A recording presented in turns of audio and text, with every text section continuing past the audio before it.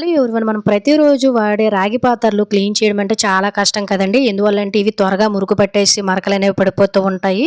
అలాగే ఇప్పుడు సంక్రాంతి టైంలో కూడా ఇటువంటి ఎక్కువ పాత్రలు క్లీన్ చేయాల్సి వచ్చేటప్పుడు ఎక్కువ శ్రమ పడకుండా ఎన్ని పాత్రలైనా కూడాను ఈ చిన్న చిట్కాతోటి ఈజీగా క్లీన్ చేసేయొచ్చు. దీనికోసం మీకు ఎంత కావాలో అంత గోధుమ పిండిని తీసుకొని కొంచెం సాల్ట్, కొంచెం పసుపు, కొంచెం నిమ్మరసము మీరు తీసుకున్న సామాన్లు బట్టి క్వాంటిటీని ఎక్కువ, తక్కువ అనేది తయారు చేసుకోవాల్సి ఉంటుంది.